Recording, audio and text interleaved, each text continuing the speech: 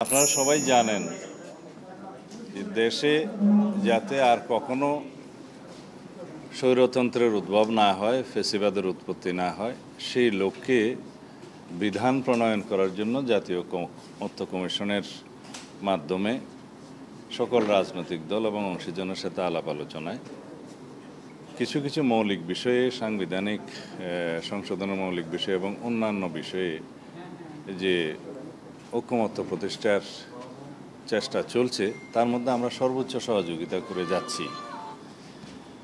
কিন্তু আমাদের অবস্থানটা আমি একটু পরিষ্কারভাবে বলি, আমাদেরই প্রস্তাব মতে যাতে কোনো ব্যক্তি 10 বছরের বেশি প্রধানমন্ত্রীর পদে বহাল না থাকেন, সে যত মেয়াদেই হোক বা যতবারই হোক, সেই প্রস্তাব আমরা দিয়েছি এবং সেটা গৃহীত হয়েছে।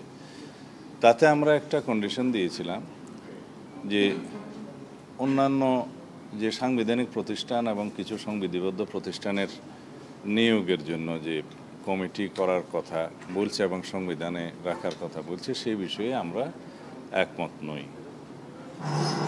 কিন্তু পরবর্তীতে আমরা বিচার বিশ্লেষণ করে সবার সাথে আলোচনা করে আমরা কিছু কিছু জায়গায় আমরা ছাড় দিয়ে এক জায়গায় এসেছি। যেমন নির্বাচন কমিশন গঠন পদ্ধতিতে আমরা সরকারি দল, বিরোধী দল এবং জুডিশিয়ারির প্রতিনিধি রেখে স্বাধীনভাবে একটা সার্চ কমিটির মধ্য দিয়ে যাতে নির্বাচন কমিশনের নিয়োগ হয়, সেই ব্যবস্থার সেটাও আমরাই প্রস্তাব করেছি, সেটা গৃহীত হয়েছে।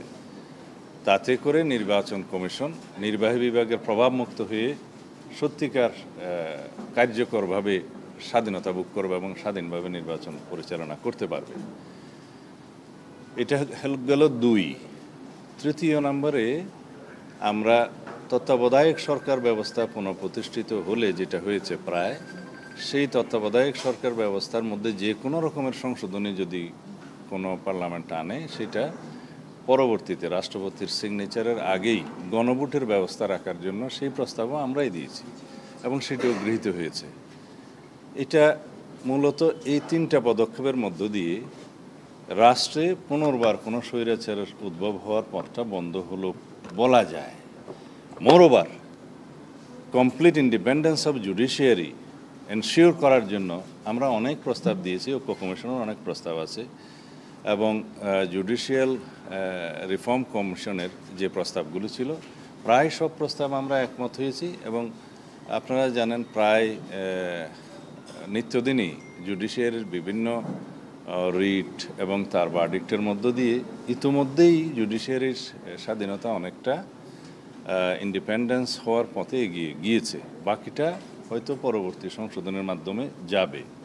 তো এই 4টা ব্যবস্থা যদি কার্যকর থাকে, তাহলে কোনোভাবেই রাষ্ট্রে সাংবিধানিকভাবে বা সংসদীয়ভাবে স্বৈরতন্ত্রের উৎপত্তি বা ব্যক্তিতান্ত্রিক স্বৈরতন্ত্রের উৎপত্তি আর হতে পারবে না।